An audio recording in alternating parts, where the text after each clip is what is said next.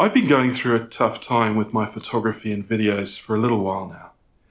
Ironically, as this channel has grown, I've lost confidence. I feel like my judgment is all wrong. I'm not slick enough for YouTube. I'm too old, too scruffy, too unscripted, and too unpolished. And most importantly, I feel like my photography is going backwards and I'm failing my passion. I'm also pretty certain that this topic won't do well, but it's one I want to talk about anyway, because I don't think I'm alone out here, and I want to find a solution. I think it's bigger than just me. The world somehow feels like it's tipped. A couple of years ago I could see a way ahead, and now it's harder. And then along comes AI. I think most of us thought it would impact the mundane tasks first, leaving humans free to think and create. But it seems it can create too. If we don't have an outlet, an avenue to create, to craft, to share stories and value, what on earth is left for us to do? I don't think there's any point to leisure without purpose. It's an appalling thought. So the only thing left is personal experience, the thrill of new places and things, adventure. I think many of us will seek to explore, to compete, to climb and endure hardship, and probably to risk ourselves in service of these goals. In the spirit of this brave new world, I asked an AI to explain the role of photography. And it told me that photographers better society, or photographs better society. They document events and they serve as communication and advocacy. And while that may be true, it's still a load of crap. It didn't mention anything about how photographs serve the photographer. I don't know about you, but when I fire off a shot, I almost never think about bettering society. Instead, it's an act of gratification. It's accumulation of effort or an opportunity given meaning by a picture. But before I get into that, let's talk a little bit about the value of photographs today. I think most pro photographers, especially those that have survived since the late 90s and early 2000s, are horrified by the devaluation of the photograph. Imagine the fictional Sean O'Connell, the photographer's photographer from The Secret Life of Walter Mitty, working in 2023. I can't. When are you gonna take it? Sometimes I don't. Not so secretly. Most of the guys shooting in the late 90s, like me, all wanted to be Sean O'Connell, or at least the real-life 𝗟𝗓𝗏𝗏. We still want to be, we still have those dreams, but it's become next to impossible to fulfill them. What used to be a highly competitive but small community is now an incredibly diverse, enormous and unknowable mass producing every possible photograph. While the volume and quality of photographs has grown, the meaningful places to publish them have shrunk. The magazines and news stories are almost gone, and they've been replaced with social media and sensationalism. The measurement for success is no longer the cover of Time, but how many likes you get. We're living in an era of inexhaustible constant photography. We're demotivated because we can't measure our success. We compete on social media instead, but who are we competing against? It's not the guy next to us in the hide or the people in the photo club. It's the entire world. And what does success even look like? There is no way to be Sean O'Connell here. So maybe we just need to look at things a little differently. Do what good photographers do and change our perspective.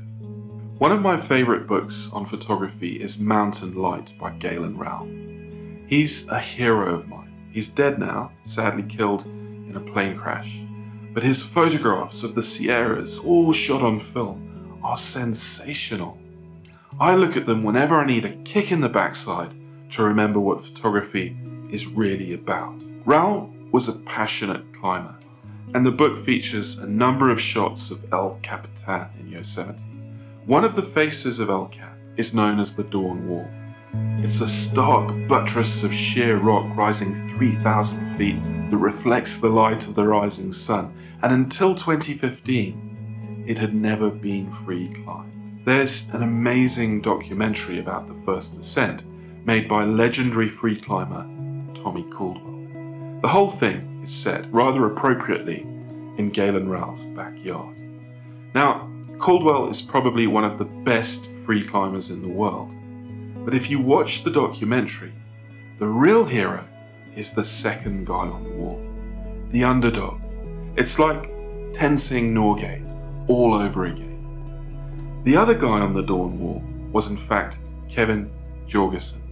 He was a self-described pebble wrestler who'd made his name bouldering, and he spent 6 years training alongside Caldwell to transition into a big wall climber. And he climbed every pitch, right alongside Tommy, up the giant face of the wall, each of them, that is, until pitch 15. And there, he stopped dead. It's a 70-foot horizontal traverse with no holes and an 8.5-foot leap of faith at the end. Tommy made the traverse relatively easily. Kevin, on the other hand, after cutting up his fingers, fails to make the traverse 11 times over the next 7 days. And it comes to the point where he's risking the success of the expedition. Nothing's said, but he starts to feel decidedly average in comparison. And that just makes things worse. After 10 days, hanging on a portaledge 1,500 feet up a sheer cliff face, trying to make the traverse in the cold night when his fingers sweated less, the two climbers finally talk about moving on without Kevin. It was pretty clear that that was it. Like, you had your chance. You weren't good enough. We all know what average feels like. We can only measure ourselves by who's alongside us on the climb. Self-doubt is a kicker. It almost always reinforces failure, and when we're beaten by our peers, it hurts. But if you stand back and look at the big picture, zoom out from the dawn wall, you see two tiny figures on an impossible cliff face, far above the rest of the world. There is no place for average up there. There are just two exceptional climbers confronting pitch 15 and the 8-foot jump beyond. After days spent resting and healing his fingers, Kevin makes another attempt, and he nails it. But he does more than that, risking it all, facing the last 8-foot sideways leap across the dyno, and instead of following Tommy's tortured route around, he jumps. He jumps not because the world is judging, not to beat Tommy, but because he really is exceptional and he just wants to. And maybe I can learn from that jump too.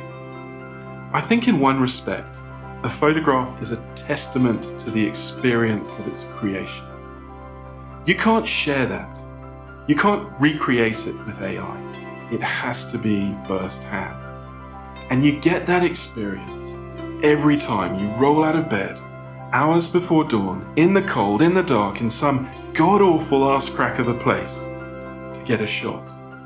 No one will ever take that from you. You made it. You made the jump. And that's the great thing about photography.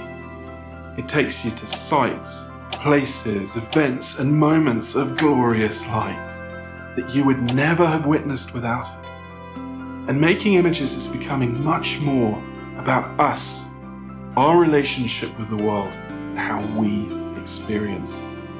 Photographs still tell that story, and there's no way AI can compete with it. Each day, you pick up your bag and you head out the door, not because you're judged or driven or earning a living or compelled to compete, but because you're led by your passion. You're better than you were yesterday, and your photographs